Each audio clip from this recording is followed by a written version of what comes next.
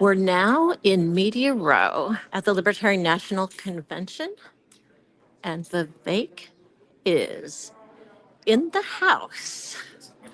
I'm going over. We're going to start getting some footage of Vivek, and hopefully I'll be able to ask him a couple of questions. They're coming up. You're coming up. Give us some look, you got places to stay. Drive forward. Thank you, thanks, lady. Kick back, man, you're more welcome, we got Beautiful time in the nature, you know. We'll put y'all gentlemen and your family up in a nice place and have a good time. Thank you. Appreciate it. Thanks for the warm welcome. Thank you again for being here. Thank you very much. Appreciate it. Appreciate it. Thank you. That's what we're gonna see minutes with you. Absolutely. Hey, good to see you again. What, you start about a minute?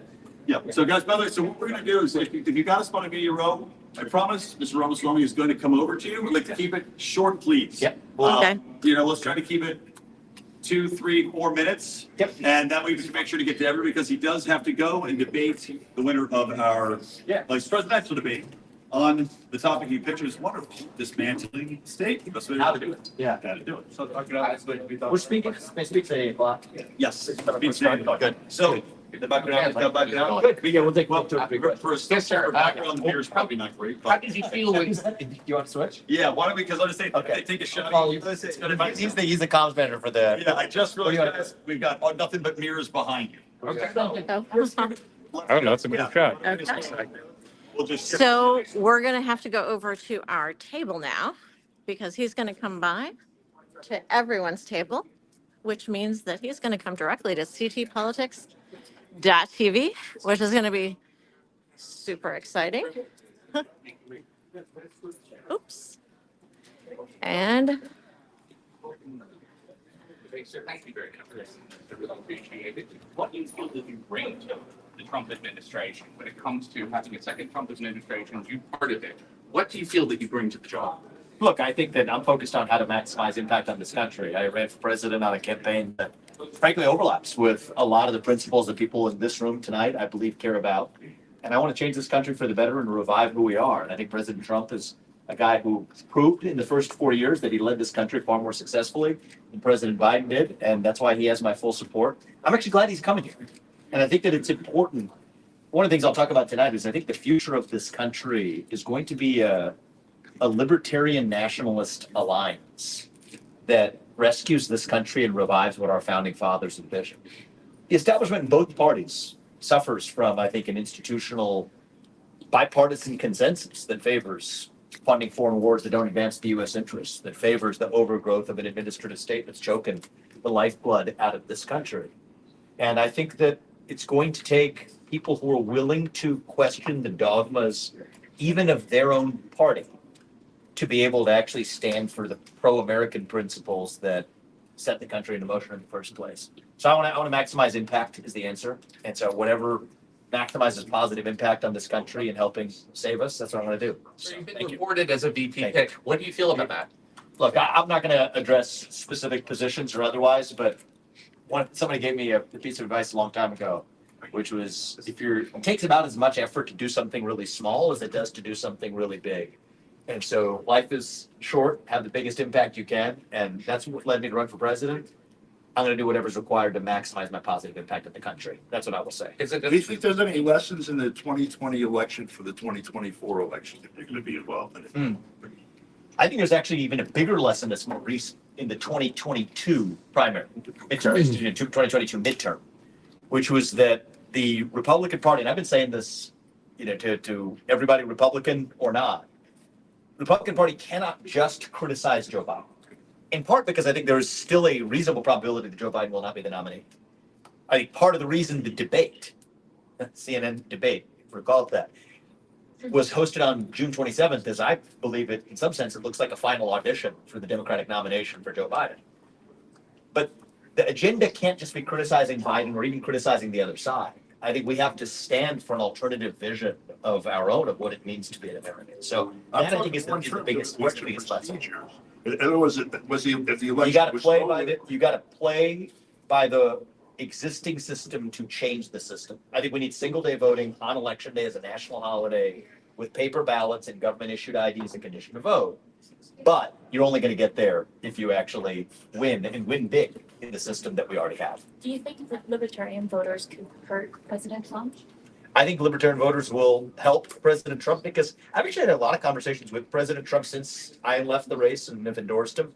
He has a lot of strong libertarian instincts, actually. One of the things that he and I discussed in New Hampshire was, which he's since been public about, is the opposition to a central bank digital currency. He has taken that stand. He has planted that flag in the ground. So I think President Trump, I've known him for a long time. He has strong internal libertarian instincts. And so I think it's great to become, I don't know if it's the first time in history, it might be, that you have a nominee, certainly a front runner for the U.S. presidential nomination, coming to the Libertarian Party convention tomorrow night. Top 4 candidate coming the night before from the Republican Party to the Libertarian Convention. I think it is going to be an alliance between the positive nationalist movement in this country, the America First movement, and the libertarian movement that revives this country and saves who we are. I truly believe that. I truly believe that. And that's why I'm here. There are signs at this convention saying they're trying to make sure that Biden and Trump are not elected. Do you think that says anything about the Libertarian Party? So look, I don't want to, totally front run my speech, but I can, it's going to be in half an hour anyway. So I might as well tell you one of the things that I was going to challenge the audience with tonight is I'll be very honest about where I see the Republican Party as meeting a fork in the road. I think the Democratic Party is increasingly a lost cause for this country. But I think the Libertarian Party is also at a fork in the road this year. I think the question the Libertarian Party has to ask, the question this gathering has to ask of itself is, what is its goal? Is the goal to achieve at maximum 3% of the general vote? What was it last time, 1.2%? At maximum, shooting for a 3% goal and calling that a victory? Or is the goal to actually shape policy in this country in a meaningful way, to work together with what I hope is the next administration, the Trump administration, the second term, to actualize the vision of this libertarian movement? I think that's a worthy goal. I think that's an achievable goal. I think it's the goal we're going to achieve. But that's a real question for this room that I'm going to be addressing soon to ask itself. And that's what I'm going to challenge everybody in that room to answer. Are you talking about fusion? I'm talking about the question of how we actually turn into reality the ideals of freedom enshrined in our Constitution. How do we actually revive free speech in this country? How do we actually revive medical freedom in this country? How do we actually revive a country where a Justice Department does not discriminate against its political opponents? Revive a nation where it's actually run by the people who we elect to run the government rather than unelected bureaucrats who are exercising power today. How do we get that country back? A country where we're not forking over 4 and 8 of our own taxpayer dollars to foreign countries that don't advance our own interests. How do we flatten the tax code? How do we allow anybody to succeed with their own hard work without the government impeding their success at every step of the way? How do we unshackle the energy industry, declare independence from this climate cult? These are core issues to my campaign. They are core issues to the America First movement, and they are core issues to the people who are in this room. Was that a And the yes or a people, no? well, the answer is, the question was not a coherent one. What? No, I said. Are you talking about nuclear technology or what? No, fusion in terms of, I think enforcing Trump or. I think there is a fusion of interests. I'm talking about. I think there's a fusion of interests. Come on. And I think do I believe everybody in this room should do everything they can to make sure the best possible candidate who can get elected for president gets elected president, and then work together with Donald Trump. And if I'm part of it, with me in the next administration to actualize those policies. Yes, I think that's the best approach for the United States of America. Do you support opening the debates? And if so, what should be like the criteria? Opening the debates. Yeah, the presidential debates. Oh, look, I think more debate is, I've always been a fan of the debates I participated in, but I think that having a head-to-head debate, let's see that first of all. President Biden has only agreed to this debate after a year of denying his participation in it. So I think that we should actually cut through the sham of the debate that's been arranged, which is that this is Biden's final step to audition for his own nomination.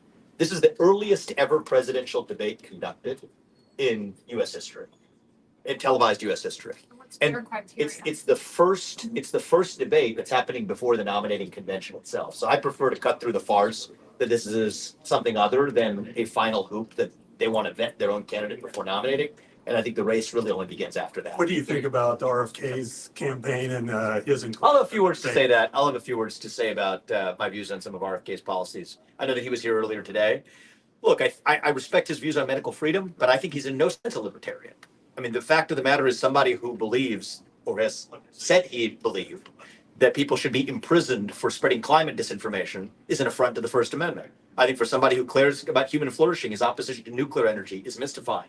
I think for somebody who cares about freedoms in this country, his standing for the expansion of the regulatory state on issues ranging from environmentalism to consumer protection defy what a true libertarian would actually stand for. And so I think there's more to being a libertarian than cultivating a vibe. It comes down to actual hard policy positions that relate to core principles of freedom. Last two questions. You're here at the Libertarian National Convention, so I would assume you agree with the non-aggression principle. No, I agree with non-aggression principles at their core, but the question is how you actually apply those. My view is the United States should look after its interests just as every nation should look after its own. And I do not believe that most of our foreign aid is going in a direction that actually advances our interests. Well, commenting on a foreign conflict, what do you say about innocent Palestinians as the non-aggression principle? Should it apply to them? The principle that I espouse, because I'm running, or I ran for U.S. president. I am now supporting people running for U.S. president, Donald Trump, is the job of the U.S. is to support allies to the extent it advances U.S. interests. And so I do believe that the United States has a right and responsibility to defend itself if attacked. And I think any other nation that's attacked, including Israel, has a responsibility to defend itself as well. But I do think that the United States' job is to look after the interests of its own citizens and advance a foreign policy that aligns with that as a sole goal. So it's not in our interest to defend Israel? Hey, we believe in free speech. He's not going to endorse our candidate. Thank you. Yes. But Vivek, just to clarify your answer. He's free to express himself. It's not in our interest to defend Israel, is that what you're saying? Yes. So I've just been clear about Israel's right to defend itself, and I believe in standing for Israel's diplomatic right to defend itself. Israel's not short on money. What Israel's short on is diplomatic support to be able to defend itself. And just as I wouldn't want other countries or the UN telling us we can't defend ourselves, I don't think it's the job of the UN or the United States to tell Israel. But to the original question, is killing innocents defending yourself? I think that your question is loaded with a characterization that I don't buy into the premise of your question. Yes. Thank you. Well, it's not the job. I don't believe it's the job of the United States to be the world's. To take a principle that people in this room agree with. If you ask those of us in this room, do people believe it's the United States' job to be the global policeman? The answer is no. So practice what you preach is what I would say. Right. And last question. Yes. I'm with ctpolitics.tv, and there are a lot of candidates now who are America First, who are running as libertarians or as independents or as Republicans, who are fighting against extreme wealth and privilege. And there's a huge disadvantage when it comes to running under these circumstances. People who really want to make change, been inspired by your run for candidacy for presidency, what advice would you have to those candidates?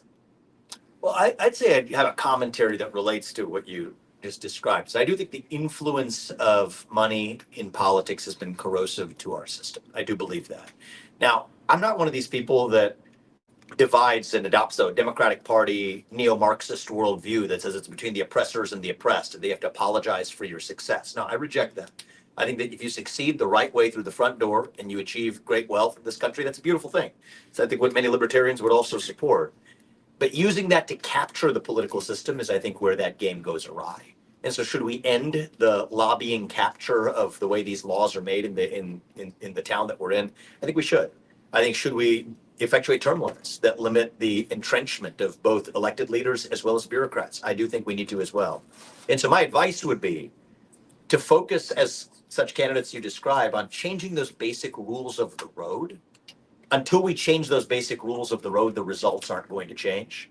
And I do think it's going to take candidates who think outside of the box of the establishment of both parties to advance causes like term limits, both for both bureaucrats as well as legislators, to advance causes, let's say, you know what, congressmen should not be trading individual stocks while they're sitting in Congress, to say that, you know what, it's not a good thing for some congressman to become a lobbyist within at least 10 years or ever after they leave their job in Washington, D.C.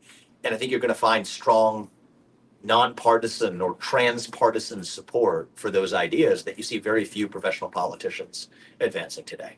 Thank you, guys. I'm looking forward to the speech, and we'll see you guys in there. Thanks for arranging everybody. Thank you very much. Thank you. Appreciate it. So Vivek, can we do a quick 2-minute interview just for our Media Row people? Yeah, before you- absolutely. Thank you, really appreciate that. We're up at 8? Yeah, we're gonna have you head out at 8. We're running 50 minutes behind. Okay. Now we have a little time to chill. Thank you. Yeah, thank you, appreciate it. And Vivek is heading down for a debate that he's going to be having with the winner of the vice presidential candidate from the Libertarian Party. We're going to power down for now, and we'll be back with CT Politics TV with more Vivek later. We'll catch you soon.